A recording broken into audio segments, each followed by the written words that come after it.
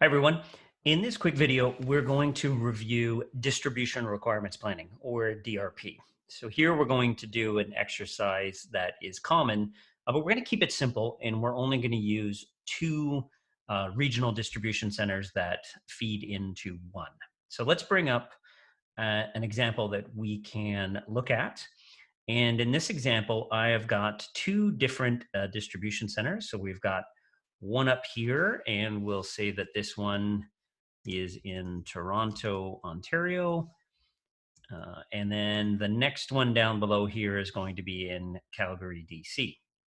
Now, these two distribution centers together are fed from a factory. And in our example, we've got a factory located in the United States, which is in Phoenix, Arizona. So for now, all we're going to do is we're going to work on these ones individually. So for now, we're going to start and we're going to work within the Toronto distribution center. So we're not going to do anything with Calgary right now. We'll do that in a second, and then we're going to lead this down into how it populates. So let's go back and just remember what distribution requirements planning is, or DRP. DRP is a form of allocation. It's a method of managing inventory. And in doing so, what we look for is we look for forecasted demand from each of our distribution centers to calculate how much we should actually be sending them. So in a sense, you can consider this somewhat a form of allocation. So imagine if you have had a limited amount of stock at the factory in Phoenix. DRP allows you to strategically allocate that inventory to different locations, in this case between Toronto and Calgary, based on what their projections are in terms of the demand. So this changes the way that we manage inventory a little bit. Rather than having inventory managed where we build up large amounts of safety stock for no real valid reasons, or simply build larger inventories because we're concerned about something, we want to level that out. We want to eliminate those silos in the supply chain. And we want to make sure that we don't have too much inventory in one location where it doesn't really satisfy the demand. And then maybe we have to move it to another location. Okay, so let's go into the practical exercise and see how this works. So these terms should be familiar to you. So target minimum inventory is another way of saying safety stock in our examples. So in this particular case, I'm going to change these colors here to yellow.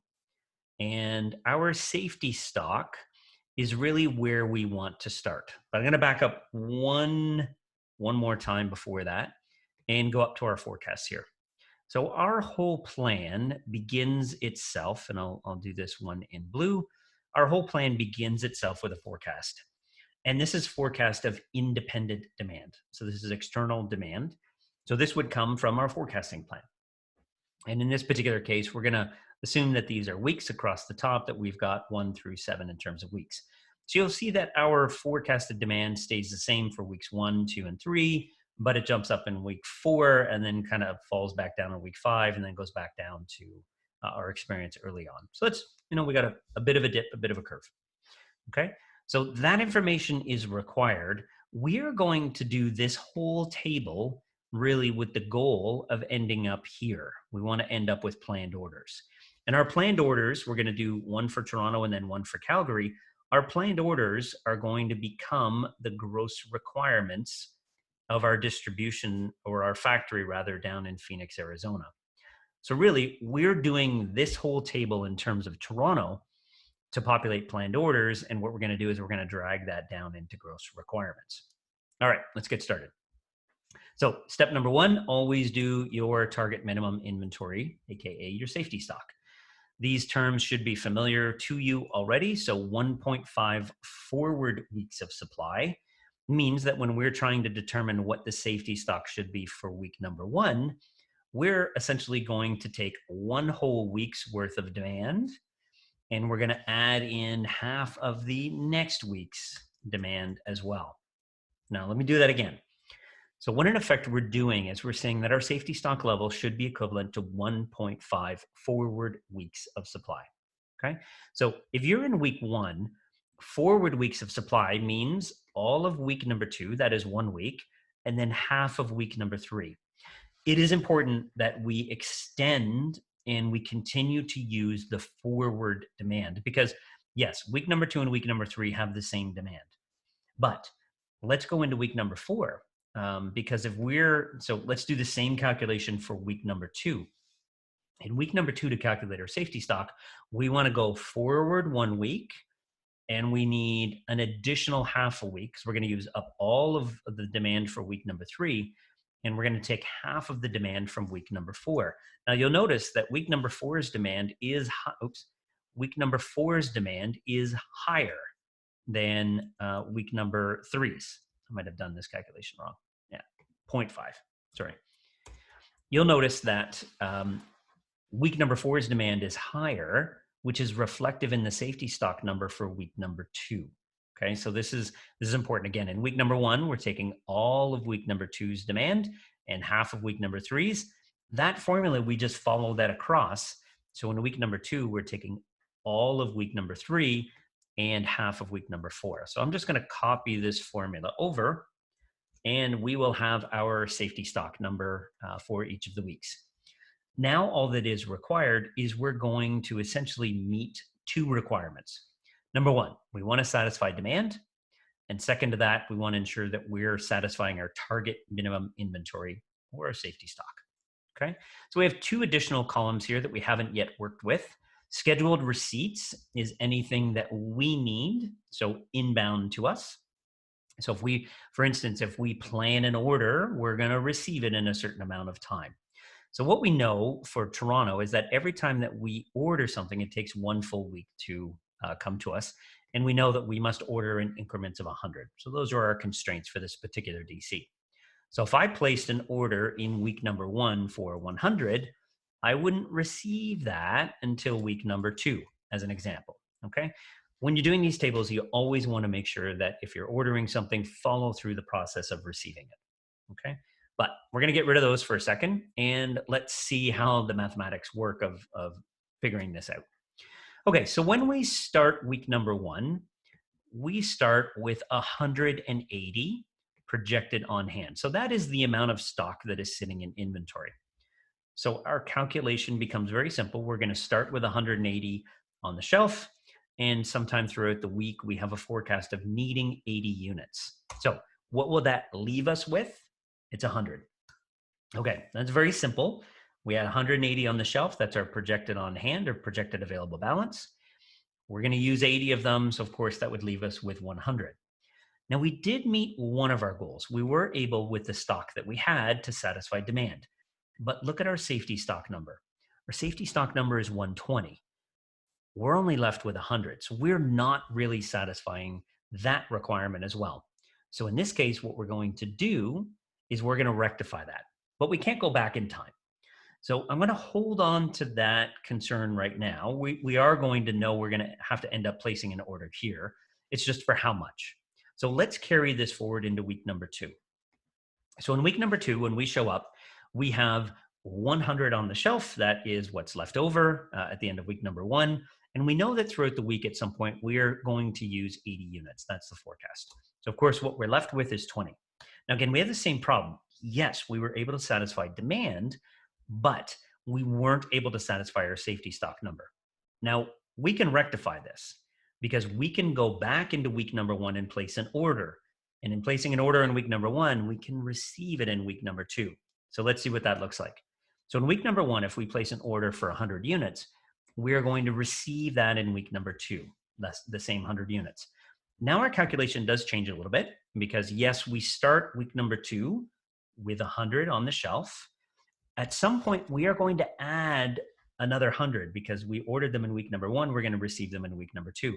And then we're still going to use the 80 that we had forecasted. So let's see what that leaves us with. Now we got 120 left over.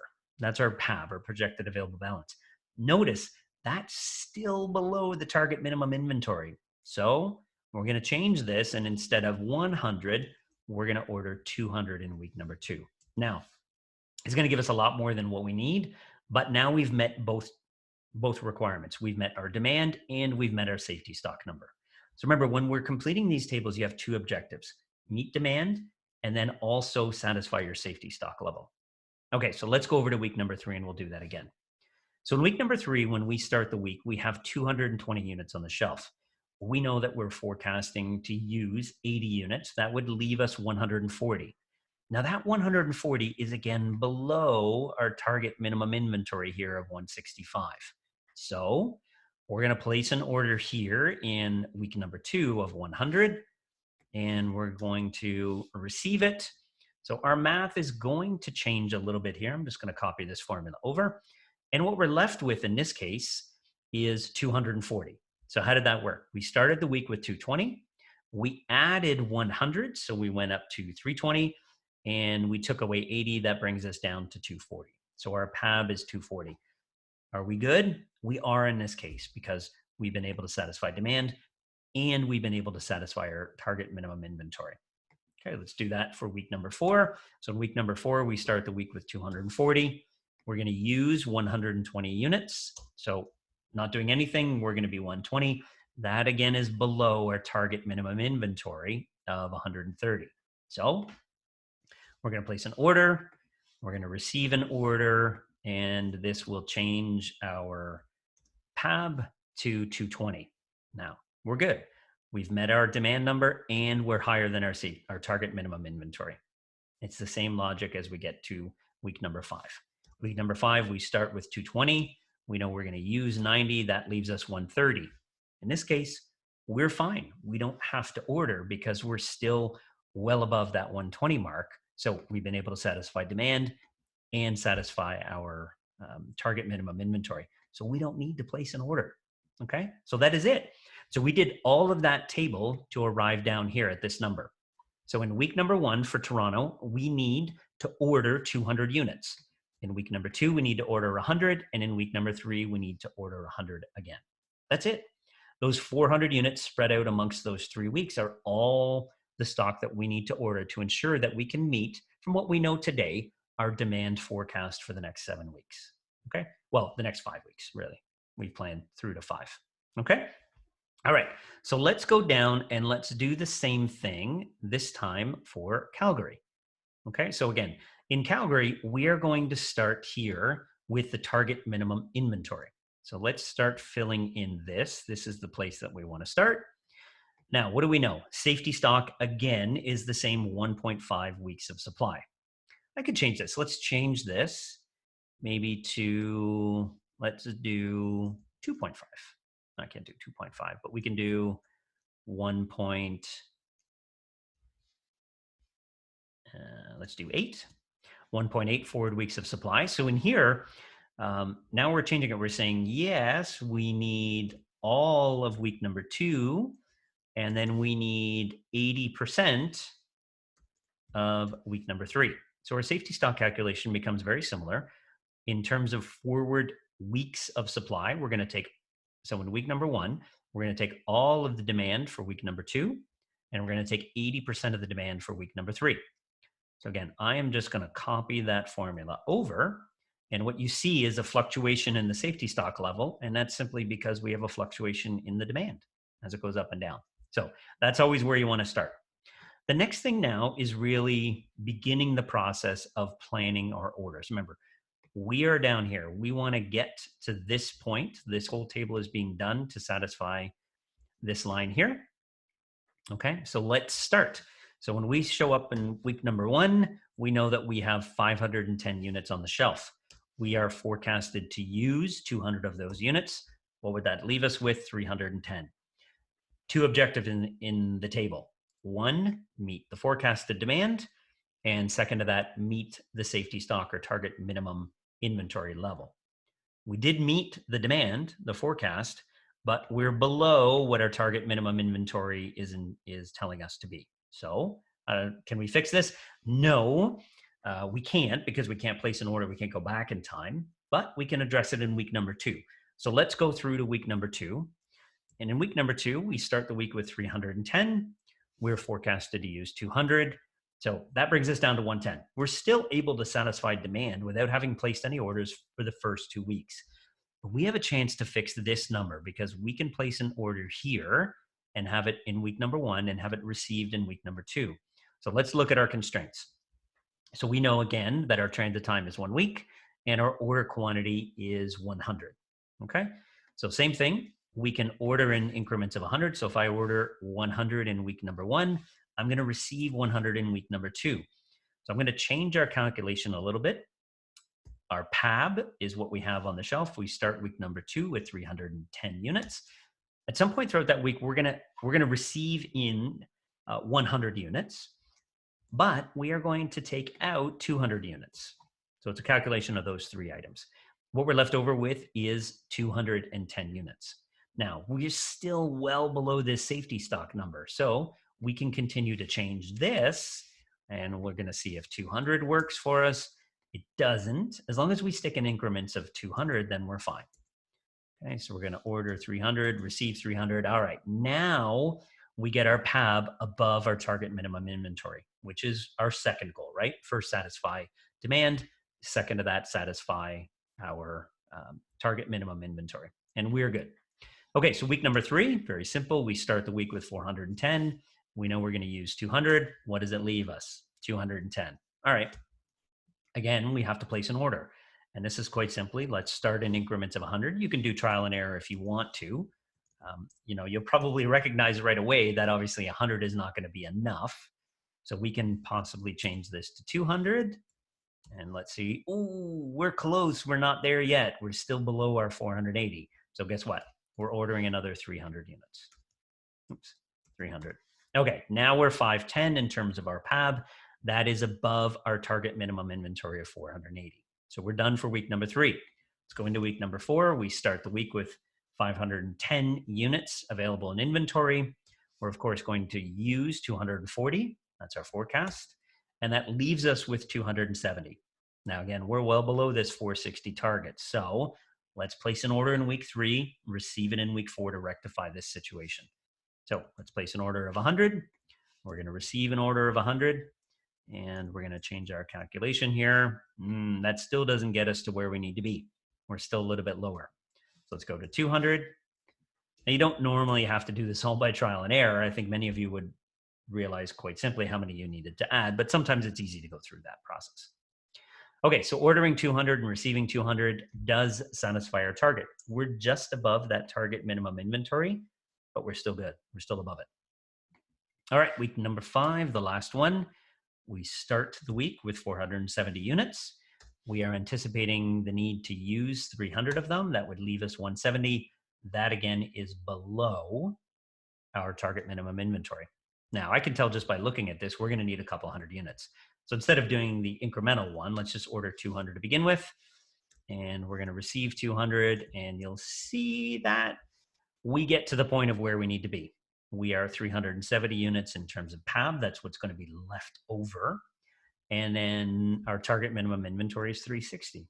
So we're done. So for Calgary, we know that we need 4 orders. In week number 1, it's got to be 300. In week number 2, it's got to be 300.